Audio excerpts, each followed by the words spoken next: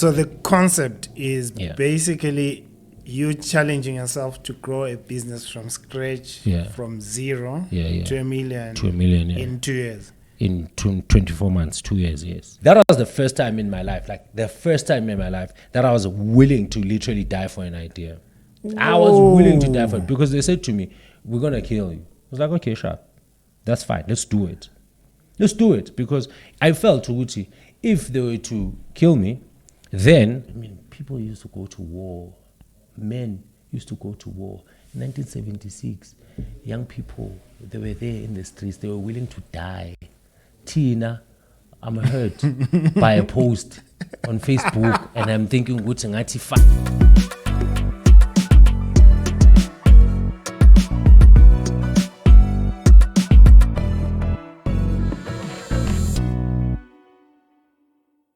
Welcome to another edition of Mindset Profits. I am super excited to bring you this one because today I'm chilling with an author.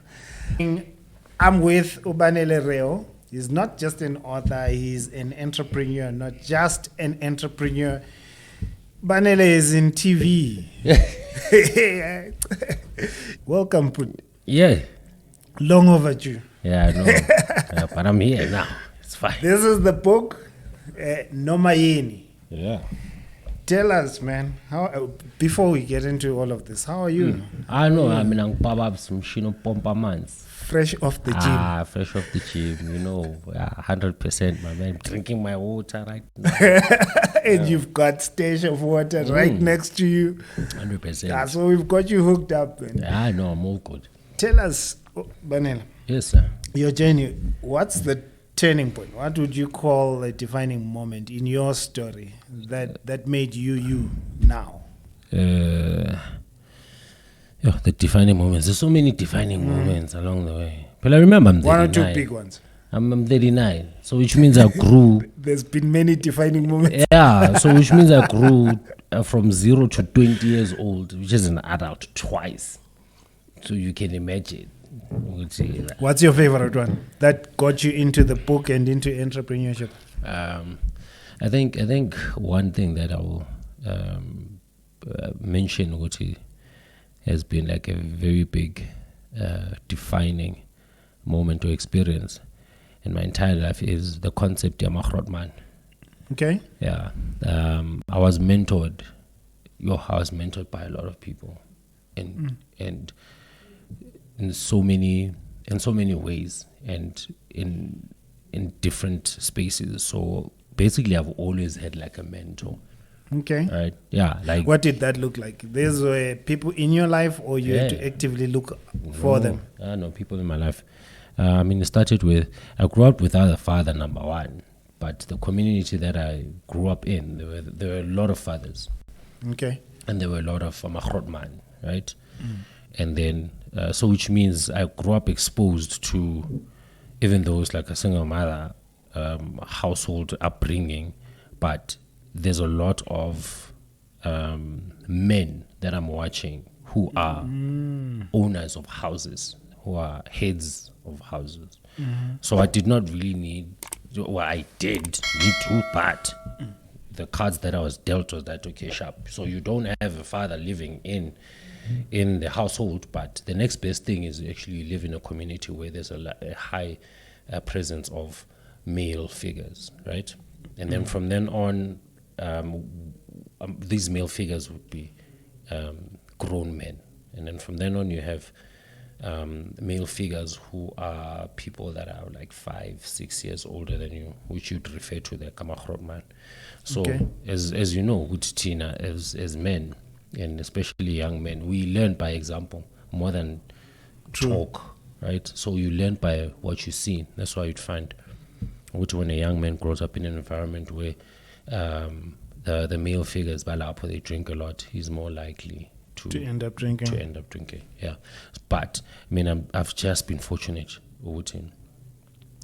Even the fathers that I grew up in, there were all types. I mean, there were people that were running a marathon. There were people that were drinking. There were people that there were men that had wives that were not working. and they were working for their wives. They were dual income households. So there was everything. I saw everything, And then from then, I observed the Mahrotman, So I know which I was never working alone because I had like big brothers everywhere, And this is besides the fact which I had peers, age mates, right? So I grew up in an environment where I understood the hierarchy, and this is the township guys, Okay. So I understood the hierarchy. I understood isn't just fun about discipline. I understood isn't just fun about respect. You don't have to respect umuntu only because they are your relative, but so I grew up in a very bonded community. In my teens, I would see a person on TV, like on TV, literally the next Diksasa, they're hanging out there, like Islam, like, and they know my name. Like it's crazy. It's like like this guy knows. But it's always blowing my mind. So I'm like we're very out there. Like some of the like Umachu, for example, you talk to Machu, he wasn't like a TKZ. What was TKZ. And then may his soul rest in peace. He was in Generations. And at some point, the only thing that we watched is the Generations. Yeah. You can imagine. So this is and these are just Angabali, Amasister, right? Who were like traveling the world, doing shows with Abu Moch, like it's crazy. So I grew up in that environment where I was really inspired. I was really fortunate to which I was inspired. So it's not surprising which I turned out the person that I am because that's what I know. You understand? You know where my mind is going though. Actually, I didn't even want to go there with the podcast today because I want us to talk entrepreneurship. How to start from zero to a million. But entrepreneurship, where does it start? Yeah, the mentality there. So that's what the book is about. Like the mentality. We can talk about entrepreneurship and talk about balancing spreadsheets and all of that. But before you get there, let's talk about the mentality that you need, and that's part of it. So if a young person who is not in that environment, that is mentors, and they find themselves in an environment where to them it's discouraging more than inspiring, what would you say to them? Manje, remember Uti, the card that I was dealt, I grew up in that environment, fortunately. Yeah. But there wasn't social media, which means in terms of the people that I could reach and access and be exposed to was very limited, and it was literally a game of luck, right? But manje, it's not like that, where you do have the social media, which means you can literally follow a Mahrotman that you find inspiring. So manje said, now it's up to you. You understand? Now, like, you can select. You can, like, okay, so zolandela Banele, zolandela Spanbani, so you can choose now. And you don't even have to, there's so much content. Literally, you can build your life around the content that you choose to build around you. If you like inspirational stories, you have access to that. If you like entrepreneurship, if you like sports, basically you can follow each and every Mahrotman that you want. So the guys have it easy now. Okay. I can see with the background then how you ended up starting there and building the community in 2015. Take us through that. Hashtag we are coming for everything. Oh yeah, hashtag we are coming for everything. In fact, before we are coming for everything, there was I Create, We Create. Oh, it wasn't your first? That wasn't my first. I've always been like a community person, and I Create, We Create. I started it when I was still really into advertising at the time. And my idea was how do we build that connection between umuntu selection, because we have like these young people that are very talented, right? And maybe they could be graphic designers, they could be copywriters, but they don't have the funds to go to AAA, for example, right? But if they were discovered, and you'll find with a lot of people that are in a lot of talent that is in advertising was actually discovered in a weird way. They never really actually went the school the route. Conventional, go and study it and then look for a job. Yeah, so I wanted to bridge that gap, so I created this thing where I brought in advertising industry leaders, and then I brought in raw talent from Agasi, and then bring them into like this one event which I called I Create, We Create. Okay. So then that gave birth to We Are Coming for Everything, where it was basically a slogan to say, like, if we band together, like, we can really take on things. The environment that we were in, like our spirit, as a country at the time, like we were just off. In 2010, everything was optimistic. We can do things. I mean, companies who had just like started like we were seeing skinny smooth socks, like there was so much optimism, we actually can be building these businesses, it's possible. Everyone was actually believing it was possible. And of course, how I approach it, I will always approach it as a community. I'm like, let's actually come together and let's build like this page, for example, and this community where we say, if you're starting a business, let's put you on and promote you. But hey, now a business. So that's exactly what we built, and a lot of businesses were discovered through these pages. And what you see today on social media, especially on Facebook, where you have like these pages that are always highlighting entrepreneurs, community business entrepreneurs and stuff. It started somewhere. Are you going there? It started somewhere, you know what I mean? So, but mind you, now it's normal. People are actually starting these pages that are just dedicated to highlighting entrepreneurs. How big was your page at the time? At the time, I think it was like 15 to 20,000. But we understand the 15 to 20,000 in 2014, 2015. That was serious, Baba. I know one of the posts of one prominent business now today hit like the first time, like it hit like 5 million, like Whoa. 5 million in terms. So it was insane. So that then gave birth to 0 to 1 million, which is like last year. So it's always been like one thing is leading to another. One thing is leading to another, but the theme is always the same. The theme is always around community. You don't have to do this into one anymore. And then I literally believe the era of the superstar entrepreneur is gone. It's done. We're hardly going to see someone rise up and then we're just gonna say, now Spanbani, super entrepreneur one. You're saying we'll see you growing? No, we'll see a rise of communities coming together to build businesses, because it's faster when you do that. You have access to funding. As a community, we have access to support in terms of skills. We have access to support in terms of expertise, and also right now, if you look at how the trends are, everything is about equanimity and inclusion. I mean, if you look at the situation now, over the past say 6 to 10 years, the narrative has always been I'm an entrepreneur. It's so hard. Like everyone's like, oh my God, entrepreneurship is hard, which is hard, but it's not as hard as any other. It's not as hard as any other. It's not the only hard thing out there. Yeah, I mean, come on, But the narrative has been it is hard, and especially the reason why it's so hard is because when you start as an entrepreneur, even if let's say you're in marketing or tengesa, whatever, right?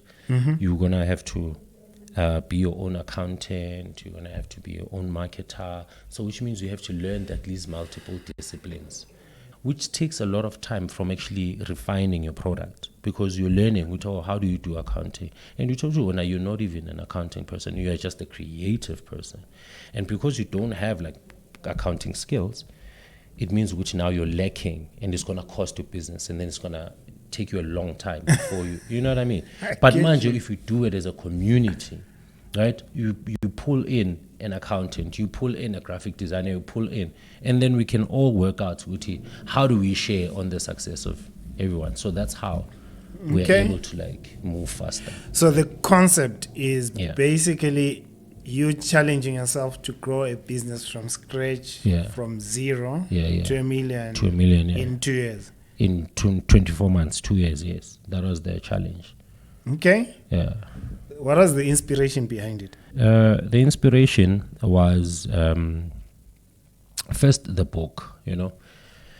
It's Nomayini is Nomayini, the mentality you need before you start in a business. And now I'm not a conventional marketer. If you look at anything that I do, and the reason why I get the traction that I do is because I don't do conventional marketing. So now, what is the best way to prove what a book works?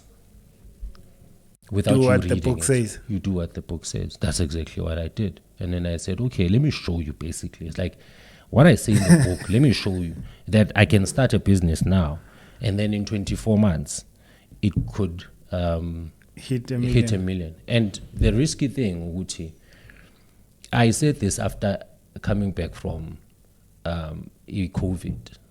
And when you look at the spirit of the country, the country in general, it's like the world. you know what I mean? Everything is just impossible. Everything is harder, moving slower. But I said, okay, let me actually prove, Uguti, when I say you can start anything, and these are the principles that you can employ, like putting a deadline, for example, like working with the community. You can reach a certain goal, and which is exactly what we did.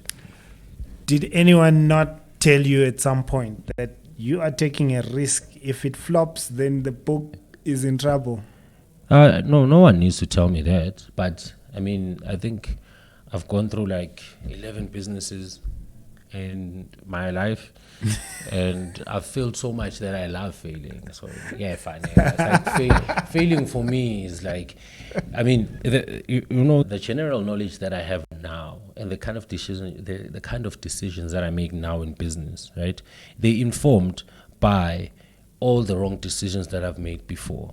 So I'm highly likely now to make the right decision because I've made the wrong decision. So no one has to tell me, Uguti, what if you fail? Aren't you going to get embarrassed? And you need to get to a point as an entrepreneur. You need to get to a point where you don't care if you fail in terms of Ugutubano Zotin. You get to that point where you don't care who is going to say what, because it's more of, if you fail, the question is, this is heavy on me. This is disappointing. This is delaying my dreams. But you keep the spirit of continuing and not giving up. Isn't it different when you fail in public, though? You have quite the following. Yeah, but you need to take risks, my man. Everything comes down to risk. I mean, if you even like a beautiful woman, my man, it's a risk to go to the lapa. You understand? And literally, business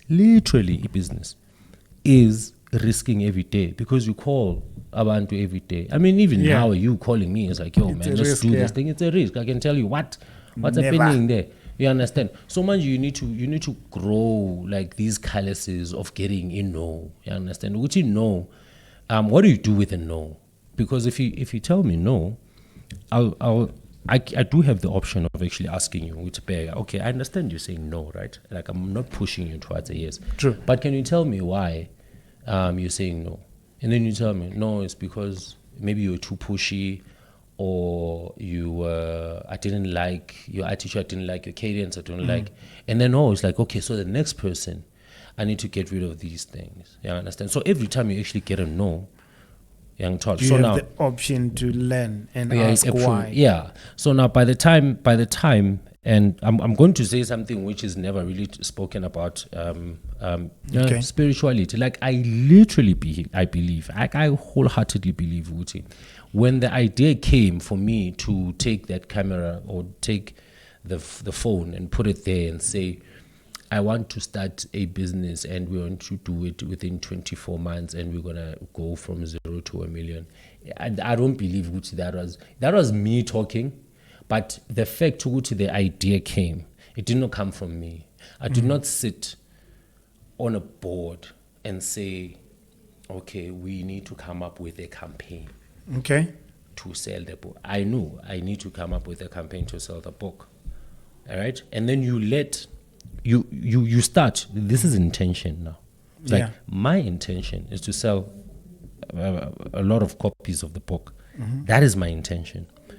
And then now I'm going to now pay attention to any idea that comes in my mind, how that can be done. And then as I don't know where this comes from. I think it comes from the Bible or something like let go and let God, something like that. Okay. Yeah, where you actually you relax.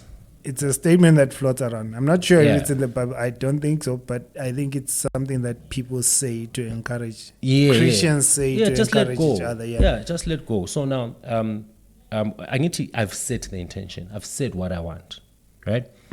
And then I've committed myself, which I'm going to pay attention to this thing. Yeah. Which, when the idea comes, it's going to come. So I'm not going to work it out, right? And then the intention, it comes with sacrifices, which is where now the spirituality comes from, right? The spiritual part of it is I spoke to God and the universe and said, "Peg, look, this is what I want, right? And for this, I'm going to change behaviors that I find they are distracting me, right?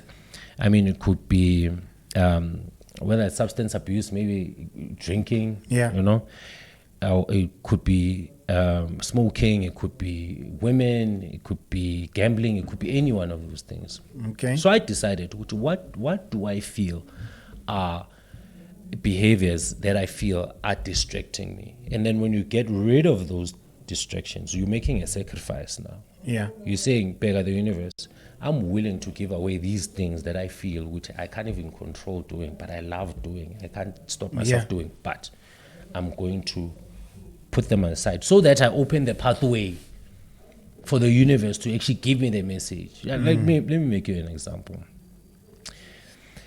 If maybe you have a problem with drinking, you're always drunk, but you have the intention, which one day you want to build a business, right? Yeah. But you're always drunk. What's going to happen? When the message comes, you're not going to know what is the message is coming or not, because every morning we are cooler. Until that morning, it was the time when the idea was going to crack, right? Sharp, okay, maybe alcohol, okay, same with drugs, same with women, same with all of these behaviors, gambling. So when you remove these things as distractions, you leave your mind to be fertile for the message to come to you, and then we understand, because maybe it comes on a Sunday morning that you decided the day before which you're not going to drink, and then it actually makes sense. So now that's the trade-off. It's very practical. It's very, you can look at it in a religious way. You can also look at it in a practical, scientific way.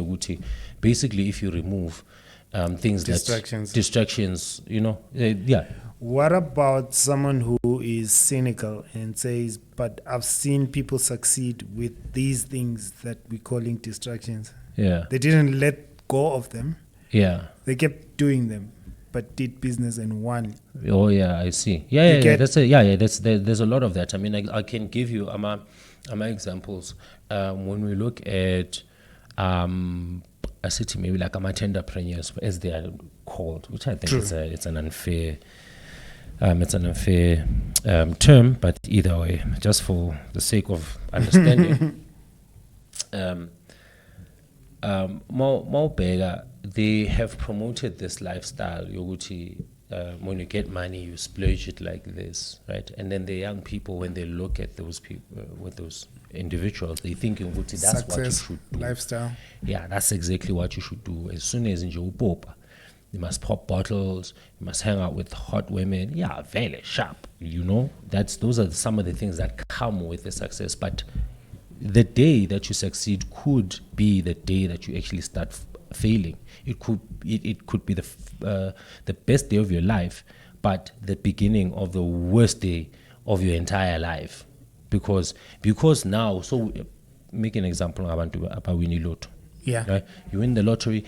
You were not prepared for this thing. You win the lottery. Now you have 20 million. You don't even understand what imali in 20 million. You feel like imali engapeli, right? And then you live a lifestyle that you do not understand and that you don't know. And then it leads you on a path that will actually leave you way more broken. Because one day you're gonna, like, why didn't I do this? Why didn't I do that with the money, right?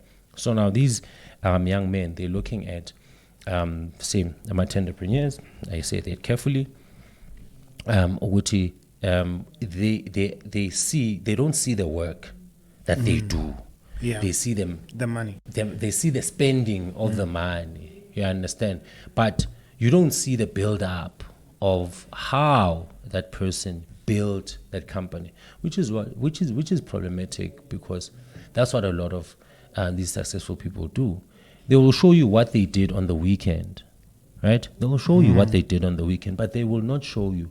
Take Casper, for example, right? Casper or any other celebrity that's big out there.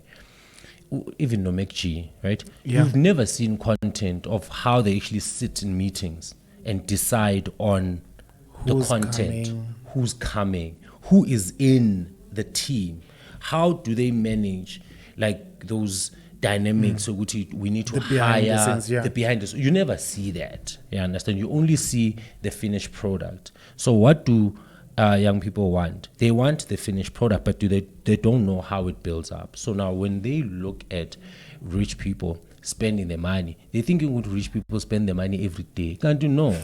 They don't. They don't spend the money. In fact, you find, a lot of people that are proper wealthy, they're actually they avoid spending. They avoid spending. And it looks like, can't you know this? Can't you know?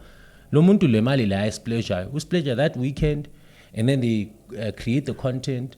And if you actually follow it up, you'll find it's actually some sort of marketing in a way. It is. Young child at the end of the day. So this exposure is it matters. What is it that you're looking at, and if you think people are making it out there and they carry these vices, one of two things is going to happen, right? There's no way that you can do something for so long, ingabi nama consequence. Never ever believe that. There's no way, right? There's always a consequence. 100%. Look at abantu that are users, drugs. Look at them when they start. Maybe the first 3 years or so, they think they have it in control. But at the end of the day, they don't see themselves when sebawele deep, right? The same thing with other behaviors. It could be food. If you don't watch what you eat, uzobona ngathi no, mina sharp. But the time will come when it's gonna be like, hey, so cool, That's so deep. So when you wrote the book, this mentality that you need to start and grow a business. There's something that you said earlier. You said you started the 0 to 1 million challenge to prove that the book works. Yeah, which was the intention, Yeah. Now, what's the biggest challenge you encountered when you're starting this challenge and building this business? Trust.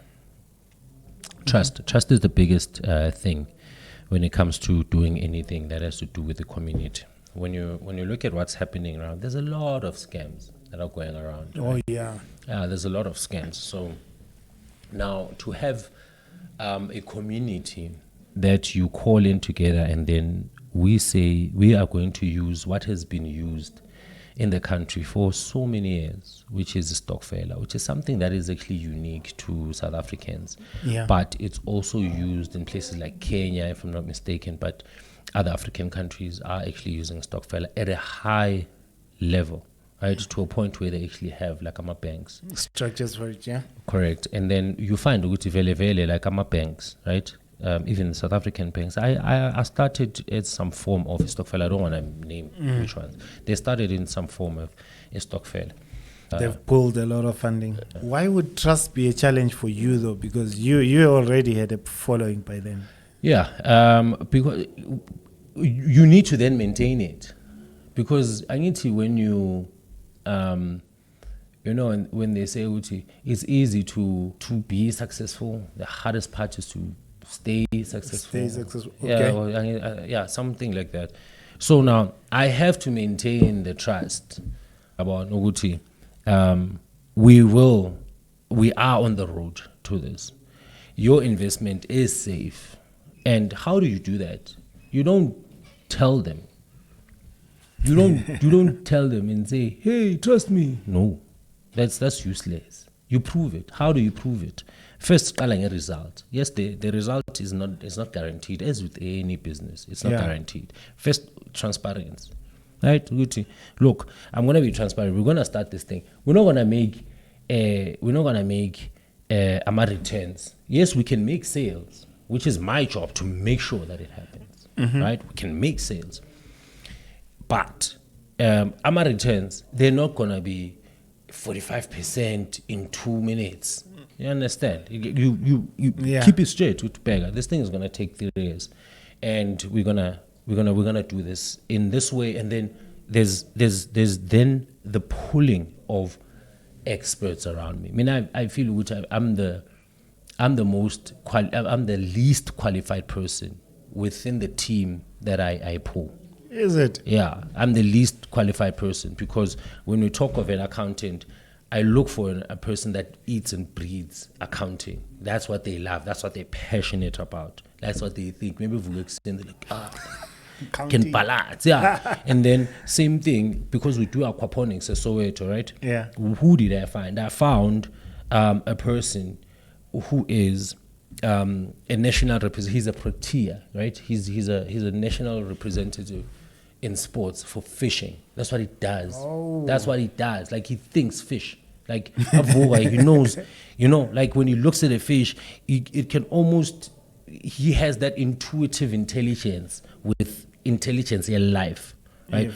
Yeah, So like his intelligence is more attuned to like how life, is, or how to take care of life. You know what I mean? I can take care of plants, I can take care of my son, but like plants in Gini, but I don't have that in, you know what I mean? So, and then same thing with data, right? Yeah. We have a person that loves data. That's what they do. And then they build like a data management system. And then you find a person who is like an actuary, maybe it's an actuary. Actuary, yeah. Actuary. Yeah, I found like an actuary. The numbers guy. Yeah, the numbers guy.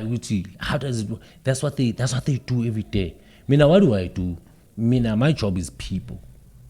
Right? It's to connect people. Like I just have that gift of having a vision and pulling people together. And I've been doing this since I created It's been 10 years where I just have this gift of pulling people together towards one goal. But mind you, the levels are different, Uti. I have to find also like professionals to make things happen. I'm curious about one thing as you say that, and the way you're structuring it is quite beautiful.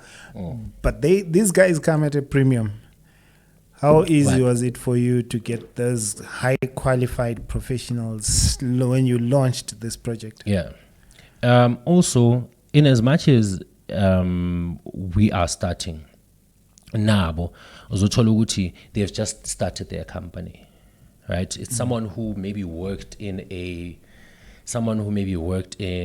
company, right? And then they've just launched into their own thing, right? So they need a client who's going to believe, in as much as Nami, I'm going to believe in them. Trust again.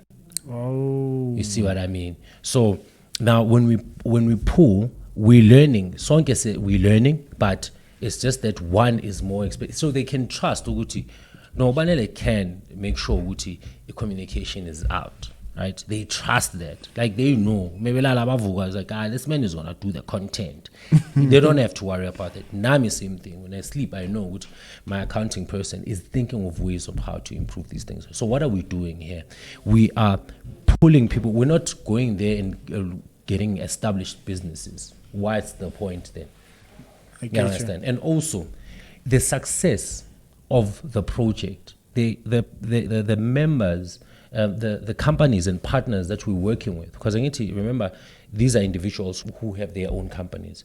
When you bring them on, they have to be Stockfile members, right? Oh. So which means they have a vested interest in making sure which this thing succeeds. If it doesn't succeed, it's gonna reflect on them.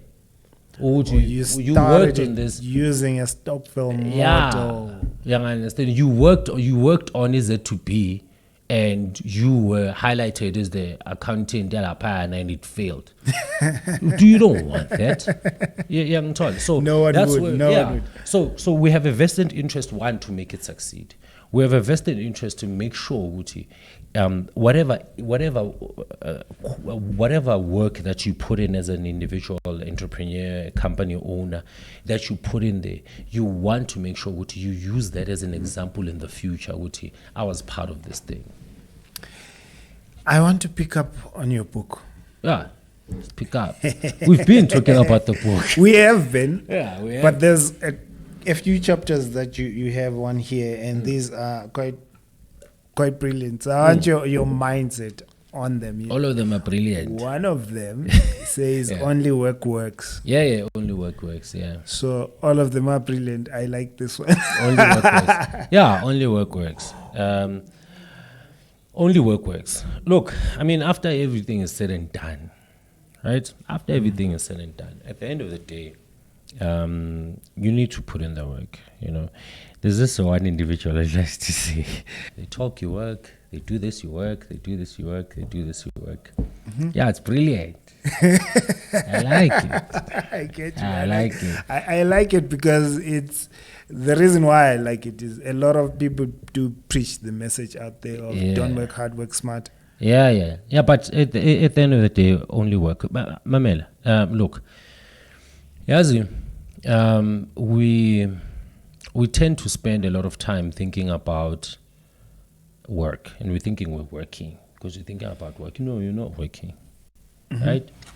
And maybe let's say, and this happens a lot, I think, with young people, right? Or maybe basically if you're young, you know, you spend a lot of time introspecting, which is great, but it does get to a point of being abused, where you introspect so much that manje, you are actually talking yourself out of good ideas, which is another subject. Yeah. But anyways, so when you introspect too much, you're not doing the work. You're thinking you're doing no, work is work. You know what I mean, right?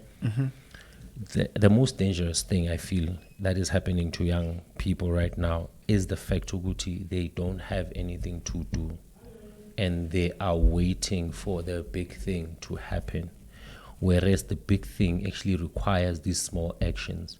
If you are a young person out there, maybe you just qualified, or maybe you are sending out some CVs, you're waiting, right? Sharp. But when you're waiting, you cannot control the outcome of your application. But what you can control is that I can actually, every day, I can wake up and run, go jog. It does amazing. Well, not just for your body, but more so for your mental health. True. Because when you're out there and you're running, right, you're thinking, right, and you're pushing yourself. Because literally when you run, why I love running, it's not that I run, I used to, but I just realized what my body actually is built for strength, not for running. So when you run, each and every step, there's a point you get to when you run where you actually convince yourself to actually take another step. You have to.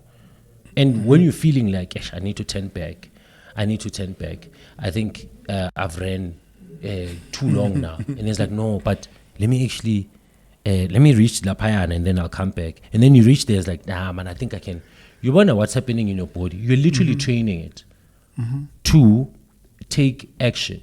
Yeah, so here you are, you're doing the work. You're training your body to understand what you need to do the work, not sit and think about running. And then you see that manifest in isn't this fun where you, when you start running, you only run like 1 kilometer, 2 kilometers, and then you start accepting the fact which you're starting.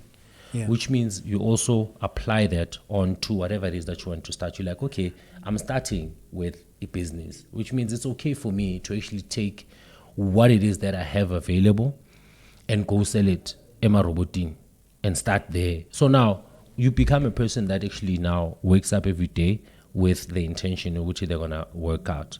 You get excited to which you're gonna maybe do another kilometer.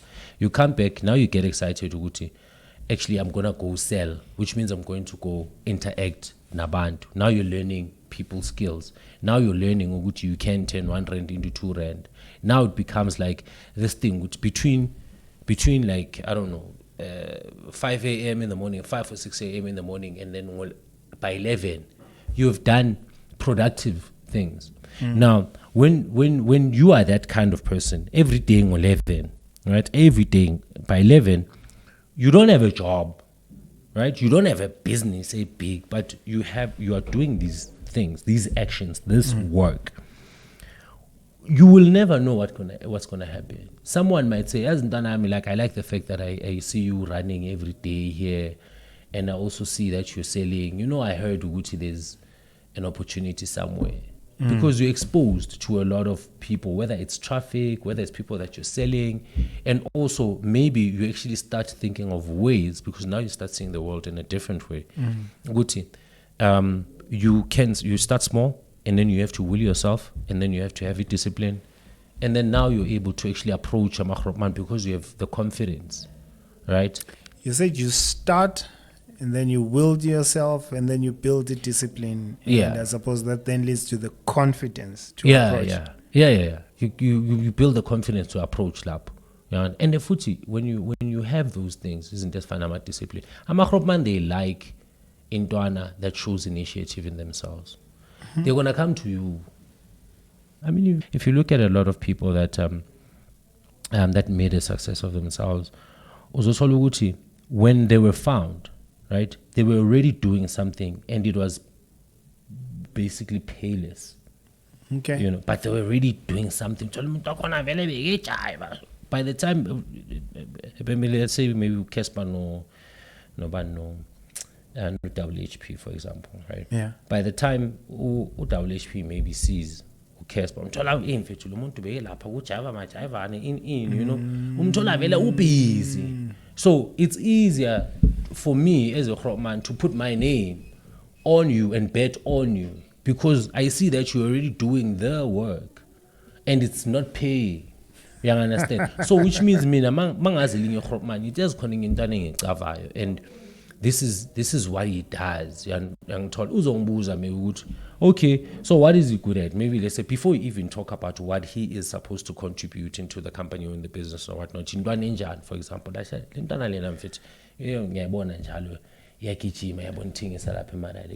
disciplined, which means if we were to associate this young man with us, or me and Tatika Malami, it has in Tasalentana, we fagule span, we fundise this thing. I can trust because I've seen Uti, he's doing the work. You understand? So not afraid to work and just build the discipline. You're demonstrating. You're doing the work. You're not coming to me and telling me, as me, Nane, if you hire me today, I'm going to start running. I'm going to be disciplined. We're not a CV. Show me. How does this apply to an entrepreneur? Everything. Everything. Entrepreneur, you must prove that you can work. You must prove. And also you must prove which I can trust you with my money, whatever it is that I'm buying. I must trust Uguchi if ever you were to say to me, there's this thing that I want to start and it requires a 10,000, right? And I would like for you to invest in my business. I'm not going to judge this thing based on your numbers and projections. And what you're saying. And what you're saying. I'm going to judge what you've done. You can't say, Uguchi, Ufuna, 10,000, for example, from me, and you prepare like this really well articulated speech, perfect, and then you think, Uguchi, I'm going to make a decision based on what you tell me. I'm personally not, and a lot of people don't do that. I think there's a saying which they bet on the jockey more than the horse. Not the horse. Yeah, young taller. So that's basically how it works. Yeah, just build yourself. You have a lot of powerful topics here in your book, man. Yes, I do, sir. One is a trigger for me as well. It's something that I've seen a lot, and I think it backs to what we were talking about earlier about e-business, Yamakota, why many start it because it's easy, but many fail. Yeah. You say your price can cost you. Yeah, 100%. Your price can cost you. Look, we're always dealing with the market. Yeah, well, like there's always like these small pockets of environments and climates in any business, right? Yeah. Kind of a business that you never even heard of, right? But they're making hundreds and millions between business to business, right? But okay, sharp. Let's go to the township. The township, there's a belief that if you start a food business, you're bound to succeed because abantu badla every day. But there's so many things that go into it, sharp. So let's go into the cost now. Now, when you look at the price of ikota, right, there is sort of like a limit in the township. Ukuthi, I want ikota, right? And ikota traditionally, it would have bread, it would have potatoes, and then everything else get after that. First of all, let's get out the fact that price potatoes, it fluctuates. True. Drastically, and you cannot change amakota prices to follow That trend. the trend, which happens like it can happen within a week, within 2 days, within months. Sharp. So we all agree with okay, it got 20 rand, right? We all agree in a way, which this is in this climate. Yes, it looks shit. This is the price. Rand. Yeah, sharp. Now. For you to sell ikota, we ends a 100 rand, where maybe let's say you want to get like 50% profit out of it, right? Then it means that you must increase the ingredients, right, to justify why ikota yakho fanele ibe 50 rand or 100 rand versus down the road, literally, maybe it could be next door where it's still 20 rand. You have to justify. But each and every ingredient that you add in, it increases the cost, which means it becomes like astronomical for you to get. Maybe let's say if you wanted to make like 100 rand or you wanted to make 50 rand out of that quarter. But when you look at Intefana Nebega, which is literally similar, it's the same thing. You find that you have a beef patty, which is smaller than what amakota have. And then you have a bit of lettuce, you have lettuce, Russian for sure, I know that. Some sauces. Yeah, some sauce. But how much they're selling it for? The cost price, right? It's about maybe less, I don't know, 10 rand, for example, or even 5 rand. Can even be more. Yeah, but you buy it at 60 rand. Which means when they look at the profit margins, they're very high. You know, I could be wrong with it, but that is literally the thinking behind it. They have to pull down the cost so much. I just how much to run like this multinational, right? But just on the product itself. Sure. So now, Eloksheen, for you to make, let's say, a target of maybe, let's say, for argument's sake, 2,000 rand. Right? Let's say you're aiming for 100%. No, sorry, not 100%. You're aiming for 2,000 rand as profit. Yeah. It means you have to sell more kotas to more people because ama margins are corner, they're stuck. Yeah, very thin. Yeah, and they're stuck. You can only get a profit margin of about 10%, which means for you to, if you wanted to make more, you'd have to increase the cost, which defeats the whole. And we find that in a lot of Uguti, that is actually standard in restaurants. Unless a restaurant builds a brand and quality and heritage and the kind of funding and influence that allows it, Uguti, they're able to give you like a piece of leaf and charge you 200 rand. The successful quarter businesses, their success corner is not determined on how they scaled, because largely they don't scale. They don't even get out of the where they started. Why? Because they're flouting so many rules, whether it's municipal bylaws or you're not paying rent. And that's why you're able to sell ikota for 20 rand because you're not paying rent. But as soon as uthi uyovula shop somewhere else, you can't, because just in J staff is gonna need you to increase our prices. And as soon as you increase, now you're outpriced. Outpriced. Yeah, I understand. So abantu bayazi ukuthi yazimpeka, you can rather sell us maybe, let's say maybe like a wings or ribs, and then we can buy them at like 100 rand. It's fine, we accept. But no, the kota is yeah.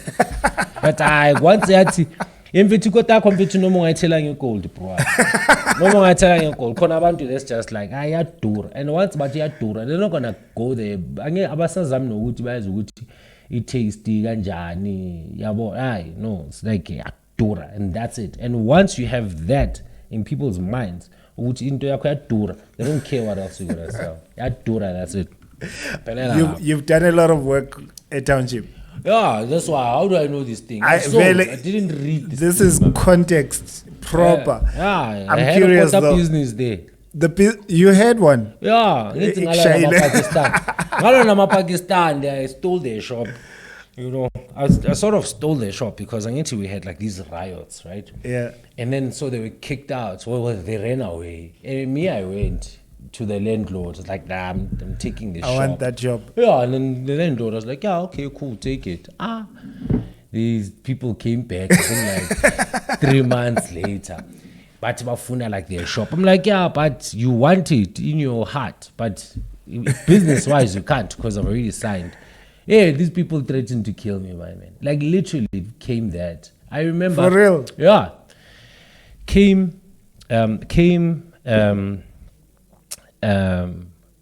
political parties, I don't want to mention, but let's say. Yeah, don't name names. I'm not about that. Yeah. I just want the lesson. Yeah, came 3 political parties to me to ask me to get out of the shop because they want the people to come in. 3 political parties. And 3 political parties that, as a black person, you wouldn't expect to which they would stand for the other individuals rather than me. Right? Only one political party came to defend me. Yeah. But also police came to try and talk me out of like moving. What did you do? But I got like one of that period in my life that was like another defining moment, because that was the first time in my life, that I was willing to literally die for an idea. Whoa. I was willing to die for it because they said to me, "We're gonna kill you." I was like, "Okay, sure, that's fine. Let's do it. Let's do it." Because I felt Uguti, if they were to kill me, then Oksalayo, I know Uguti. I wanted to do something, and I was standing on business. Literally, I was standing on business. You understand? And it went and it went. Where was the confidence coming from, though? Because but you get to that point. You get to that point as an entrepreneur. You get to that point where it's like, as lim as a chain, in fact, like because if I back out, had I backed out that day. Yeah. Had I backed out basically that period, like I wouldn't be the person that I am today, because I will always be dogged and followed by the fact that at some point I faced other men, a group of people, and they knew one, and they threatened to kill me, and then I backed out. You understand? Like the fact that I said, no, as lim as a chain, let's do it. It has made me the person, right? You need bravery, you need courage, maybe stupidity. But at the end of the day, it worked out for me, because I can look back in that and say, so you want to tell me, Uguti, if you were to tell me now, Uguti, you're not going to get a specific deal, am I going to fall over? I'm not. You faced far worse. I've faced far worse. And those are the building blocks that some of the things that you need. I'm not saying go out there, don't. But there's these things that you need to stand for something, you know. And think of it, Uguti, you know, when you go through this life thing, it's especially as a man, right? As a man, when you go through this life thing, you're always gonna need to fight.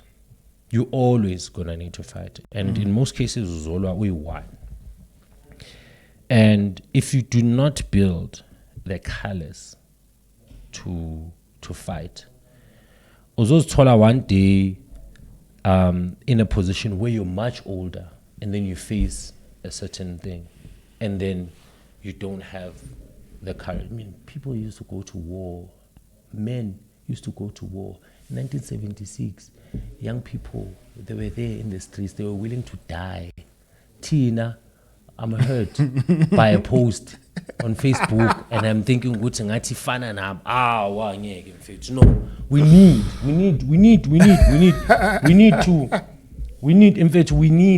as a young person, you need to young people, that's what they do. Think about it, that's what they do. This thing, you drive fast. That's, you see, it's dangerous. Yeah, there's a lot of things that we do. Sex, it's dangerous. There's a lot of danger that we face, but it's misdirected. That's the problem. So we still have the same adrenaline or the same courage to face into that could literally kill us. I mean, sex could kill you. How? Driving. What do you mean? No, I'm curious. Real. I'm trying to process that part of thinking. How old are you, man? Don't you know sex kills? You don't know. In so many ways. We have a young man here as an assistant, and he's shocked. But it's just sex kills. It can kill. Okay. Either, yeah. Whether I'll Google it. In so many ways. In so many ways. Okay, let me articulate it. One could be disease, start there. All right. Two, If it could put be. that way. Yeah. Now I two, get it you. could be you're nailing some girl who is some guy's girl. Oh, I know. Now And you've then- put the layers. Yeah. So, anything can happen. Yeah. So, either way. So, Back to business. danger. Yeah. So, danger, Tina, right? We always face to danger as young men. We always face to danger. It's just that we don't know how to interpret it. You understand? Growing up in Lokshini, you are constantly faced with danger. Like, Baningi, there's a lot of people that we grew up with and that ended up actually passing on on various ways in which growing up in the township can end up killing you as a young person, right? And I mean, I've always held the belief, Uti, whatever space that I'm in, I have to dominate, right? I'm going to dominate that space. I don't have to dominate the whole hood. No, I'm going to dominate the space that I'm in. For example, it starts with the mind, right? Which I talk about in the mind. The first environment that you occupy is your mind, right? So you have to dominate your mind, right? You can't let your mind tell you, Uti, it wants to go left, and then when you want to go right. So how do you do that? Isn't this fun about discipline, workout, meditation, all of those things? They train your mind to You are in charge. Yeah, you distance yourself from the mind. Uti, look, there's a mind, and then there's a person observing, or there's a being that is observing the mind making decisions. That's why sometimes you see yourself doing the wrong thing, and then you're watching yourself. So why can't I stop doing this wrong thing? This is wrong. I can't.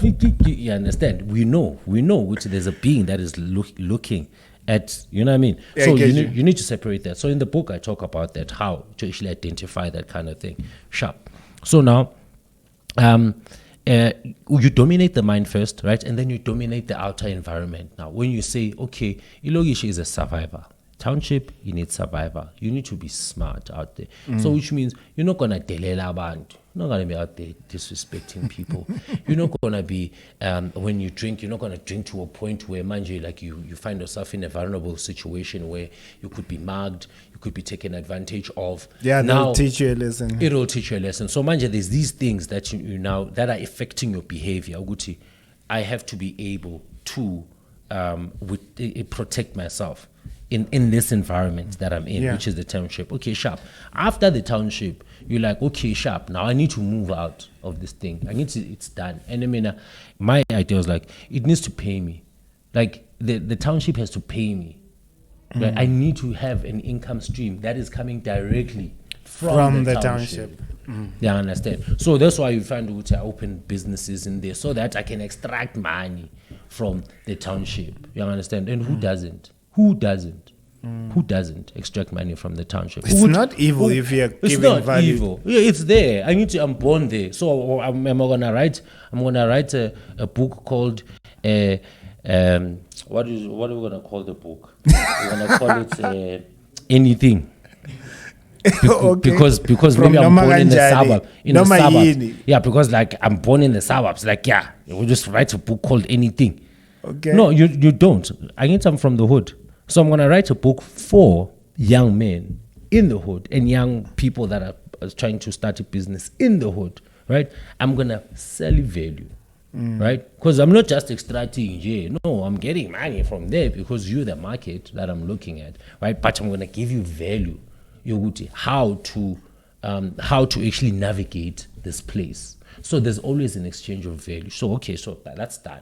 Maybe I start another business. Now we have aquaponics. It's in the township, right? So there's always an exchange of value that's happening between Mina and the township. But that's not my limit, right? The other challenge is you need to dominate Ichos. Oh, this is expanding from your mind. From your mind. Community. Yeah. Now, so which was okay, like how do we need to build a business that is available in Gauteng, right? That Yeah. And then from Gauteng it's like, okay, now South Africa, man. And then from South Africa it's like, okay, let's do the African continent. You understand? So you basically need to start understanding the environment, literally, right? Every animal does that. Every animal studies its environment and it works around the environment, and then it extracts value and gives back value so that it lives and thrives in that environment. It makes that environment work for you. So I'm not gonna shun Ilogis and say, no, I'm out of it. No.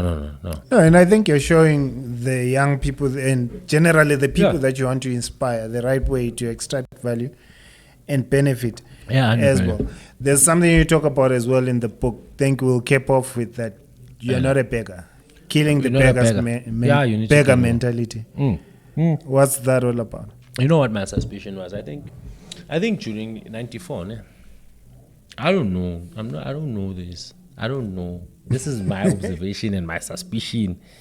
I don't know. But I think because when we did the transition between apartheid, post-apartheid, freedom, there was this general sense in the country, Uguti, yes, as black people, we're starting off at the back foot, right? We're starting off at the back foot and we lived at the mercy of our oppressors. Okay. So my suspicion, I mean, I'm allowed to have suspicions. And You're assumptions. I'm allowed.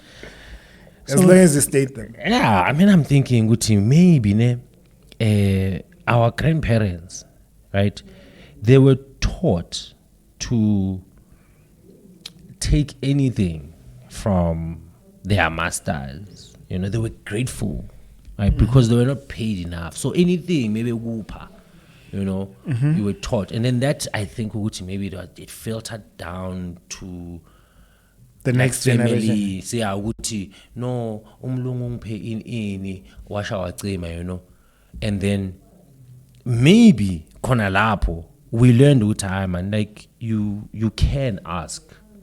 You can beg for something and someone's gonna give you. And then when I must figure about 94, and then there's all of these organizations, NGOs, what, they were out there begging for money, everywhere. And that's what we were seeing, which there's just begging works. You just need to put yourself out there, which please help, please support me and what. And then, and then maybe, I think that in all of that, in the mashup of all of that, we just had this general sense of begging works. That's why even today, in your inbox, you'd find someone who'd tell you the whole life story, only to ask, can you please give me like maybe $300? Tell you this much. Pela, when you look at like a text inside an inbox in a phone, manga, it's a lot.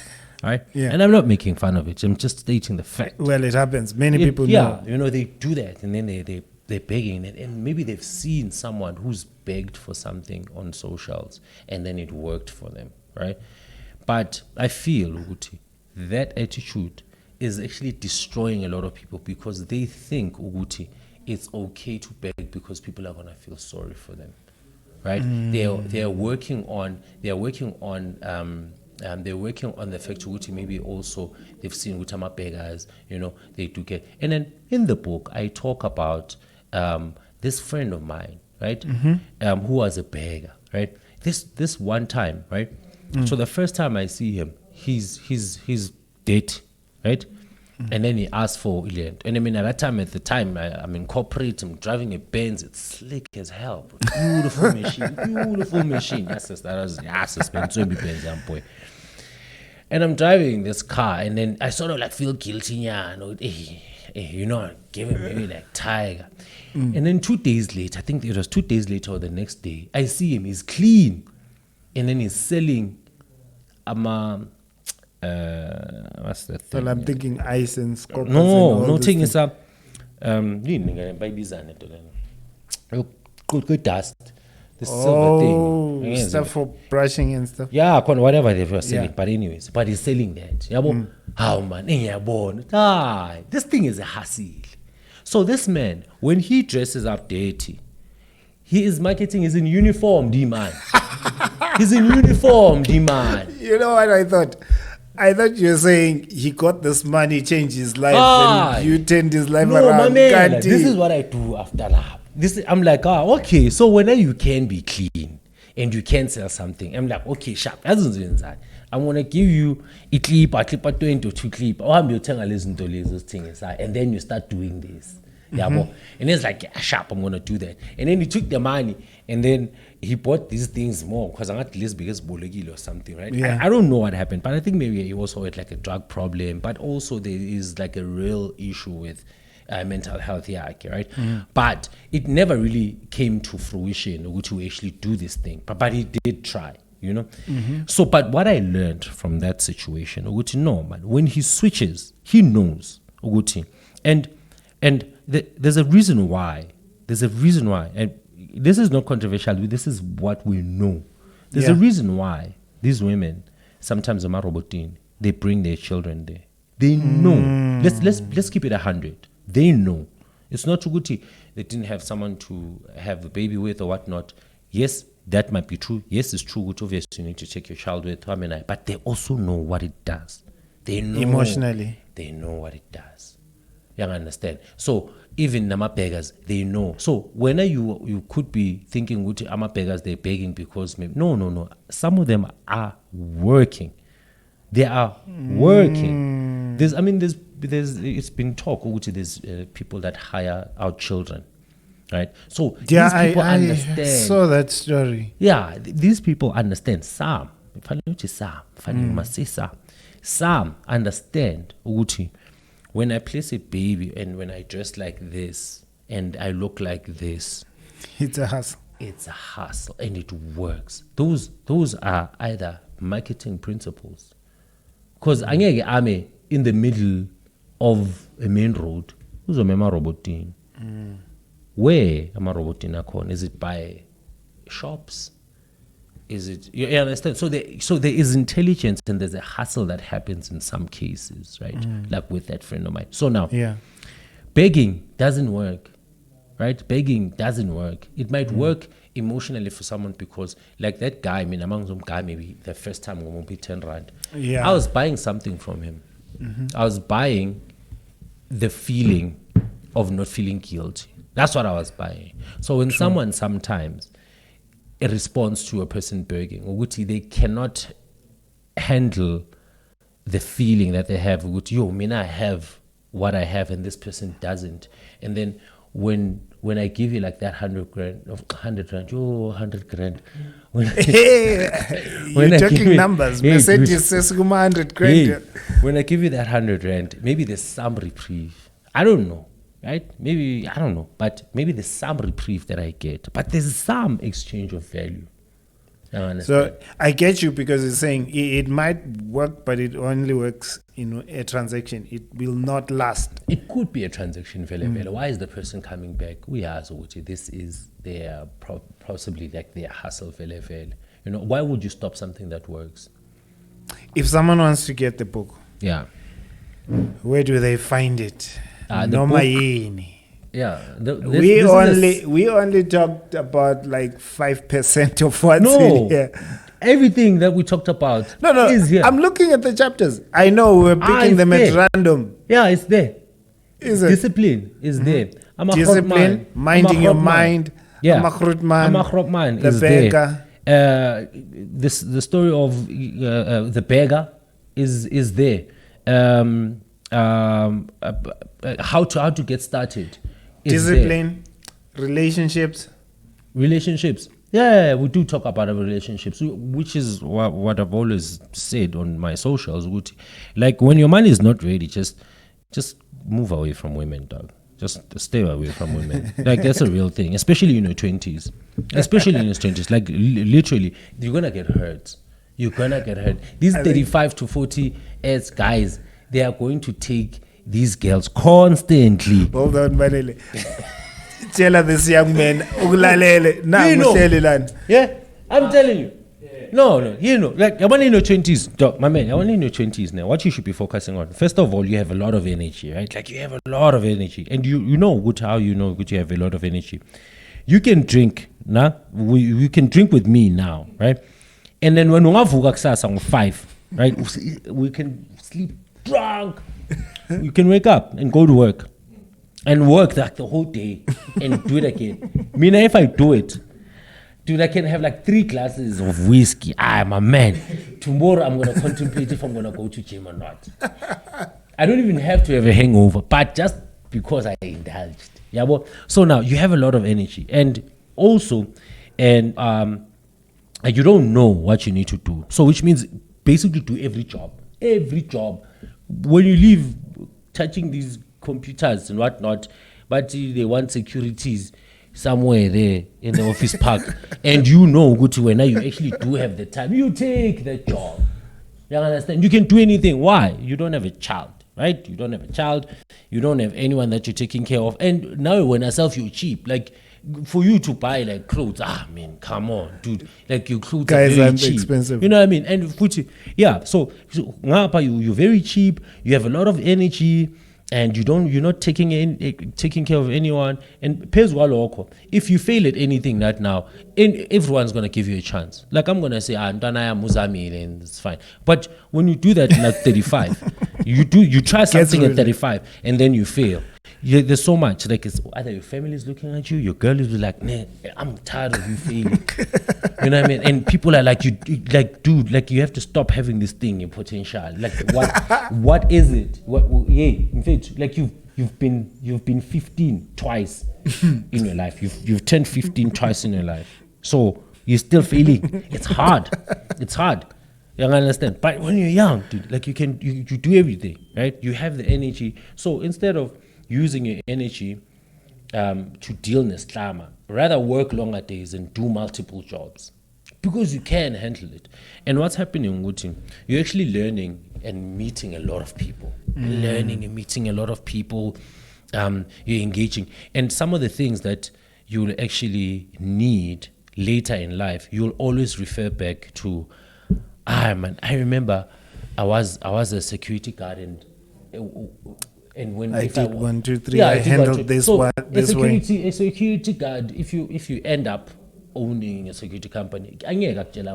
because you've been there. So when you're young, you do all of those things. Okay, here, let's bring in women, right? Let's bring in girls, right?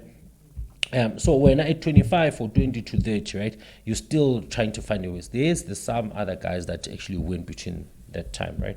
But largely, you're still finding yourself, which means you don't have the paper. What are women? Okay, let's just to be politically correct, women are looking for love and care, and right? Well, okay, sharp. That is out of the way. Now let's talk about paper, right?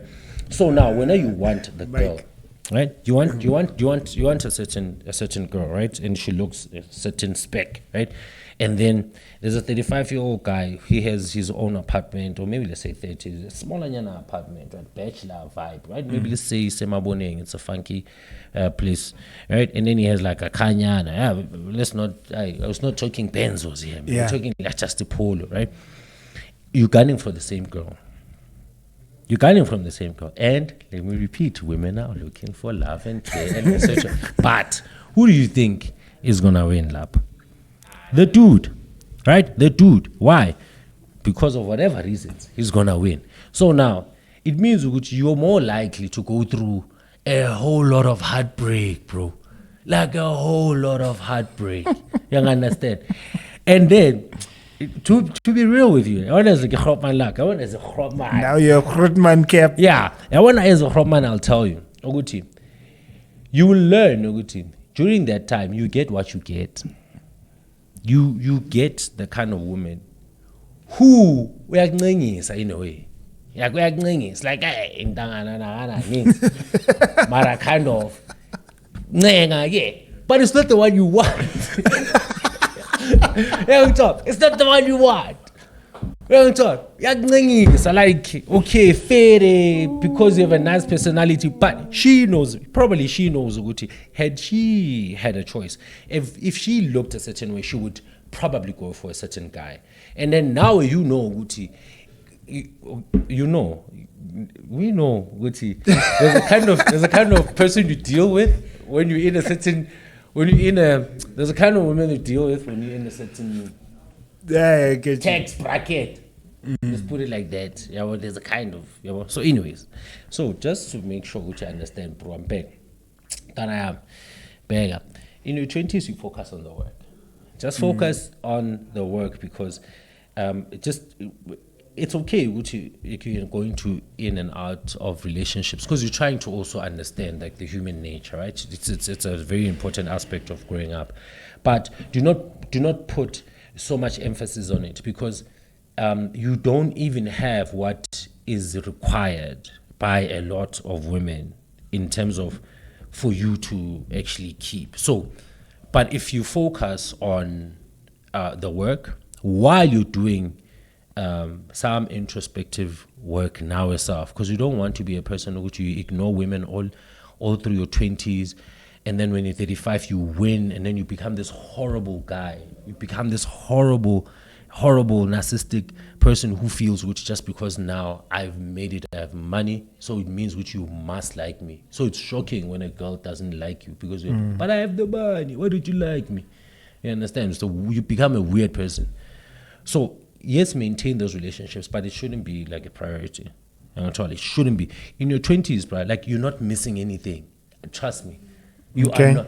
Yeah, you're not missing anything when it comes to relationships, but you win because at the end of this 10 years between 20 and 30, all of these things that you do, right? They somehow all come and mix they up together. They build skill and character. Yeah, but where you're actually now more likely to be in a position where you need to be to attract the kind of girl that you want. Yeah. He says amen. Yeah. But you set up to be Grootman this time. Let me do this. Let me do this right. Yeah, the young man needs to know this.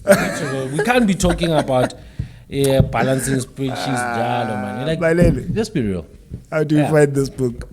Banele Rewo.co.za.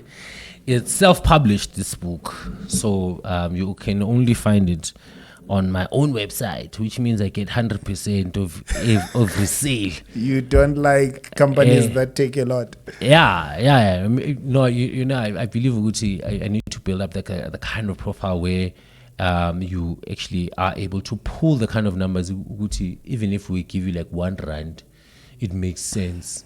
You understand? And also you need to build leverage. Well, this happens a lot with like record companies in music, where if you go in too early without having tried and sell through your boot and you know your contract gets they dictate how it's going to be split and whatnot. So I did this also obviously to actually show, because we do have the resources to do these things ourselves. Even for businesses, if you sell your business too early, before you've grown it, you don't leverage. Yeah, but if they were to come now and say, look, we want to have your book because we've seen Uguti, you've been doing the work, it's changing people's lives, people are talking about it, already the conversation is in my favor. Yeah. I understand, which is also what I talk about in the book. Negotiation. No, my head, you heard from the man. Yes, sir. Thank you, man. Thank you for joining us. Cool. Nah, it's a pleasure. I enjoyed you switching to Grootman mode and really hitting hard. We have to. Thank you for hanging with us till this time. I know this has blessed someone out there. Share it with someone that you know will enjoy this content. Share it with someone that you know loves entrepreneurship, loves anything to do with mindset and the mentality to grow, especially a township business. Because we were hanging with the man himself. Yes, sir. See you in the next episode. Sharp.